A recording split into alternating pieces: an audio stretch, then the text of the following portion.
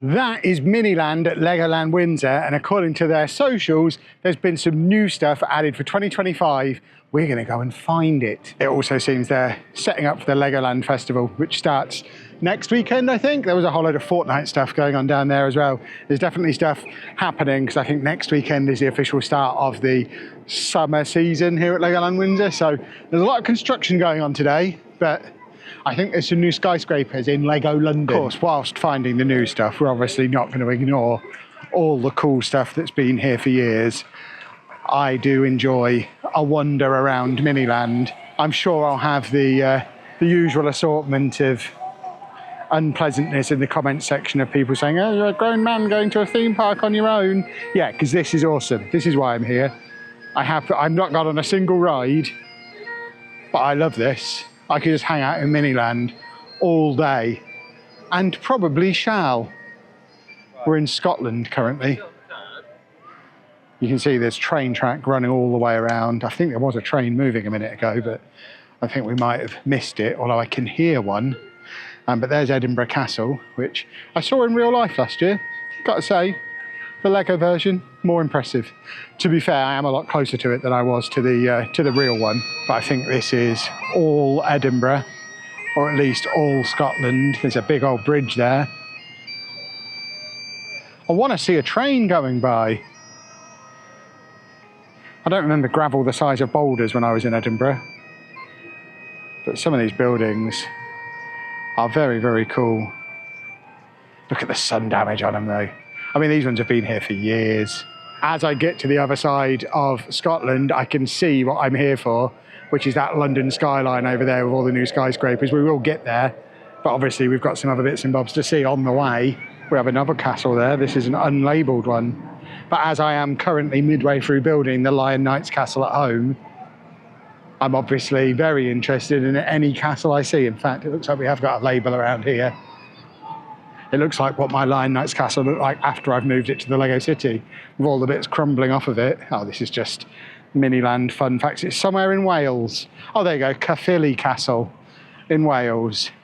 All the Welsh people very upset that I didn't just know that. I don't think I have ever been there in real life. Don't need to now, seen it in Lego. Got a little campsite going on here. And then Stonehenge behind there. See, I've been coming here for years and years and years. I don't know that I've ever seen that Stonehenge before. Is that new, or have I just not been paying attention in the past? There's every chance that I've just been distracted by the big shiny buildings in the past, and I've just never noticed it and it's been there forever. Or maybe that's new as well. We've got a cool little British town centre as well, with a few builds that look an awful lot like Tudor Corner. So you told you Tudor Corner was British. People argued that it's not British. Of course Tudor Corner was British. Little market square in there as well. And then we get into this massive open lake area. I can see a train moving over there. We've got some industrial stuff. We've got boats moving over there. We've got trains. We've got the ferry at Dover in there. Is that that's the Angel of the North, is it? I didn't realise Newcastle was so close to Dover, but I guess these are the things you learn coming to Legoland. And there is Windsor Castle, which... Am I losing my mind, or did that used to be Buckingham Palace? Have they changed a lot of stuff here? Oh no, there's Buckingham Palace. I mean, I must have seen it before. Looks like it's had a nice clean. And then there we've got the back entrance to Buckingham Palace. We will loop round to the front of it and have a little look. Look how cool that is. It's so big. Absolutely enormous. Does look very cool though. Really, really cool. I think I've pretty much stood on this spot in real life as well. I wasn't a giant that day though. This is more fun. The gate looks like it's been ram raided. This part of London has been here forever, for as long as I've been coming. So we've got like Trafalgar Square, we've got Piccadilly Circus, we've got the BT Tower there in the background, which goes up really high. And then we've got something I need to be stealing some inspiration from, this underground station, Brick Park, with the underground train coming in. This is on a smaller scale, because obviously my city's minifig scale, and this is 2 or 3 times the size of minifig scale. But this is basically what I want for the Lego City. You have the city on one level, and then under it, every now and again, you have these little open viewing platforms where you'll see a tube station platform with tube-style trains and stuff going on the platform. So definitely taking some inspiration from that. And I noticed there was some moving vehicles up here as well. There you go. There's a truck just driving itself around. I don't know if that's being done with magnets on a track, or, I mean, it must be, right? I mean, that's real long-term goals. Having actual moving vehicles in the city. We've got another tube train coming back in. And we'll continue wandering around here, seeing what we'll see. I think we're coming into Covent Garden now. There you go, Leicester Square, which is showing a Dreams movie and a Lego Friends movie on Leicester Square with some little outdoor dining areas. And then we've got Covent Garden. It looks like they're just putting up the Christmas decorations in Covent Garden. There's a little market going on. Well, obviously the big market, because it is Covent Garden. And then we've got Nelson's Column. And we come round into Large Benjamin with a John Lewis truck outside, presumably absolutely full of Lego to deliver to me, along with these Royal Mail trucks that are doing the same thing. We've got an open top tour bus just showing people around. And then over there, we've got the London Eye, which I don't think I've ever actually stood and looked at from this side before. I normally view it from the other side. I don't know why I've come around this way, but I'm getting a whole new view. I think it's because that gets me closer to these very shiny new skyscrapers. This is where my London knowledge starts to slip. Is that Westminster Abbey? I'm guessing it probably is. I've never actually been there. We've got Waitrose. Oh, there's definitely some kind of Waitrose John Lewis sponsorship going on in here, because they've both got trucks. They are the same company, I think, aren't they? But we'll come round to where we've got Tower Bridge, that's even bigger than the Tower Bridge Lego set that is sat in our living room that Anna is afraid to build because it's too big. I mean, to be fair, the one she's got to build, it probably isn't too far from that. The weird building that's at the side of the Thames that I'm not quite sure what it is. And then the London Eye, the Tower of London as well. But then this is all the new stuff, these massive new skyscrapers. I think this one was already here, and I think there were some smaller ones. But these ones, I mean, you can see the shinier, newer ones. These are the new buildings, and they are huge. And this whole area is new. But look at the size of them. There was a video on the Legoland TikTok that showed them basically lowering these on massive cranes, like chunks at a time. So they're built in little 2 or 3 foot high chunks. And then those chunks presumably are all assembled off site, brought in, and then piled up. And you can see the join on that one. I don't know if you can on the shot, on the camera, but you can see a couple of the joins where they just basically stack them up and then presumably glue them together. But they are huge. They're much bigger than anything else in this Miniland. I mean, that tallest one must be 12 feet off the floor. It's huge.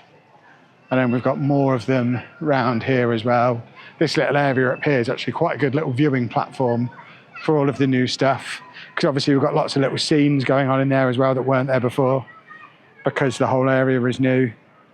There was a London Skyline here before, but this is a new one. Look, the bricks are still clean. The bricks are clean. They're not sun damaged. This is our only opportunity to ever see all of this looking as shiny and new as it is. By the time I come back here later on in the summer, this will all be dirty and sun damaged like everything else in here. But at the moment, it still looks awesome. It's been here just a few weeks. It's a train station. Is that a DLR station? I am a big DLR guy. We need to go and check that out. Sometimes I hear some of the sentences that come out of my mouth and realise just how much of a nerd I am, but I've just embraced it now. I'm 42. I've embraced it. There's no point hiding it anymore. I like the DLR. You have to walk quite a long way around to get to the other side, but we'll just have a quick look at these bits as we come through as well, because I do like a train station. More subtle sponsorship and product placement, or just striving for realism? Is South Western Railway a thing? It probably is, isn't it? We can have a proper look at Tower Bridge from here as well, which does look awesome. And then, oh, I love this. You didn't see this on the other side. The little Canary Wharf tube station. So we've got the little escalator heading down. That's so cool. You've got the little construction site with the little stacked up storage cabin things over there. Even the ambulances and the cars are shiny and new over in this section. You can get noodles and pizza. And this is that DLR station, which I don't know if the plan long term is going to be to link that up with the rest of it, because you can see we've got the station there, the line ends there, which is fair enough, but it actually only goes to there. So the train isn't moving, it's just kind of sat in there. I hope the plan is part of a longer term rejuvenation of Miniland, because like I say, some of this stuff has been here for a long, long time, and the new stuff really does stick out and look awesome. I want a potato van in my city. But yeah, I hope that is eventually going to link up with more stuff that way. Because like I say, there was a Canary Wharf here before. So it's not that this is a completely newly added area. It's just been absolutely fancied up and spruced up. And hopefully we'll then link in with the wider London cityscape. Colour me impressed. Good work, Legoland. And then of course, opposite London, we've got the rest of the UK, which does have lots of trains. I mean, we've got so many tunnels and tracks and stuff overlapping on top of itself, and so many moving parts. It's always very cool to just stand here and watch all that going on. And then we start to expand into the rest of the world. So we come over here and we've got Europe. I guess that's Paris and not Las Vegas.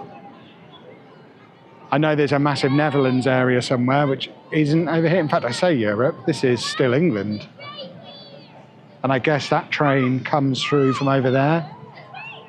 So you've got the trains actually going underneath the path, which is cool. In fact, here we have a freight train coming along now, which I think is probably, I don't think that's the one that comes under. I think that's going to end up in the station maybe.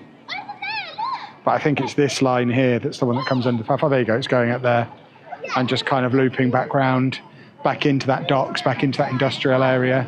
But we've got a cricket match going on there with a load of sheep involved. This is very much the English countryside. We've got the White Cliffs of Dover over there as well. And a little British town centre. This is very much like the little town that I grew up in. We didn't have a clothes shop called Jamie's, but everything else was identical to this. We also were nowhere near fancy enough to have tapas. We only got pizza in about 1997. But then we continue coming. Oh, a pier! That's awesome. I mean, that's clearly been here for, it shows I've been here, I must have been here 20 times over the last 20 years and spent endless hours here in Miniland. And I don't ever remember seeing that pier before. I discover something new every time, and you can tell by how wrecked it is. There's no way that's new. That's been here years, and I've just never seen it before. But that's a proper British seaside pier. It's a shame we don't have like an arcade and stuff and a proper little seaside town in front of it. There is a kebab van over there though. And in case anyone doubted that this was above minifig scale, look at the size of the trains. And you can see the figures they're using there. It's little brick built figures for this whole area. And then round on this side we have some kind of racing setup. with Lego's current tie-in with Formula One, I wonder if this is maybe due a shiny up and some official branding, rather than it being the Santa Pod Raceway. Could they rip it out and make Silverstone and do a Grand Prix in here? I'm giving you ideas now for free, Lego. I'm not even going to charge you for that idea. There you go. We've got a Ferris wheel. We've got the Dodgems. And I made a joke before about, is that Paris or is that Vegas? I came over here thinking this was Egypt. No, this is Vegas. This is now Vegas. And I guess New York over there. So we've entered America, including the Wild West over here. Malts, ices and shakes down there. I love this. You've got a classic American Route 66 diner next to the Wild West and a spaceship. This is what every British person thinks America is. And to be fair, it probably is. We've got American football, we've got a roadside motel, the Statue of Liberty's over there,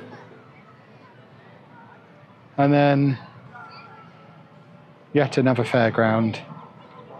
We love a fairground. We also have NASA off the back here, which is a huge NASA area. And then underneath the Miniland Hollywood sign, we do a bit of a world tour. I'm not even sure what countries all these are. I'm guessing this is Australia. And then I think we move into, I want to say China. It is China. The wall probably should have been the giveaway, but that's China. And then I think over here we've got India. Look at me identifying countries by their most iconic features. And then we're background looking at the US again. I assume this is New York City with all of its fancy stuff going on, including, is there a Sea Life Centre in New York City? I thought that was just a British thing. I realise I'm rushing through this a bit, partly because I don't want the video to be an hour long, and partly because I'm not here for a full day today. I actually went to the Reading Brick Festival this morning, and I've just called in here on the way home. If there are any parts of Miniland or even the wider Legoland Park you want me to show you in more detail, maybe you're not in the UK, maybe you're thinking of planning a trip, let me know in the comment section what you'd like to see. We will be coming back later in the year. We usually make at least a couple of trips to Legoland every year, and this one doesn't even count as one of those, I don't think. So we'll be back in the summer. We'll probably be back again in the autumn. And if there's areas that I get enough demand for, I will make sure to either feature them in a video or do a whole standalone piece of content about those areas. We've come down those stairs, and now I think we've got this enormous Netherlands area, which I've never fully understood, because this whole section here is all the Netherlands. We're not particularly close to the Netherlands. Denmark is closer to the Netherlands. I can only assume there's maybe a massive Netherlands area in the Billund one and they just copied it, maybe? Or, I mean, I know Copenhagen is quite similar to Amsterdam. Is this maybe Denmark and not the Netherlands? Have I been wrong all these years? There's a massive mechanical Lego duck there. But yeah, I don't really know why we have a massive Netherlands area that is as big as the UK area. There you go, it does say Holland. I'm sure there's a reason. I just don't know what the reason is. Maybe the designer was Dutch. But it is cool. I like all the boats, canals, windmills. I love a European double-decker train, and I can see one of them over there. I'm a big fan of those. I love those. In fact, when we were in Amsterdam earlier in the year, I remember saying to Anna, I want one of those big Dutch double-decker trains for the Lego City. They don't make them in Lego. They've made one here. Do you reckon I could fit that into my bag? There it is, look. Looks awesome. Very loud, though. And then we have Belgium. It has occurred to me, there is no Denmark section here. So I guess if you want Denmark, you go to Denmark. Likewise, I guess if you want Germany, you go to Germany. Are they just representing the countries that don't have their own Legoland, maybe? All I know is that But it is cool. This looks great at the end here. It's like a massive fortress. Where is this? I want to go to this massive fortress. This is Italy, apparently. This is Verona, apparently. Okay. I think I need to get back to Italy. I want to go there. That looks great. And that concludes my whistle-stop tour of Miniland here at Legoland Windsor for 2025. I'm not going to go into the Duplo Valley. I've not been in there for a good 15 years. But what I am going to do now is head back to my car and find something to eat, because I'm starving and food here costs a fortune. If you've enjoyed this video, please make sure you leave a nice big thumbs up on there for us. Subscribe to the channel for loads more Lego content. And thank you very much for watching.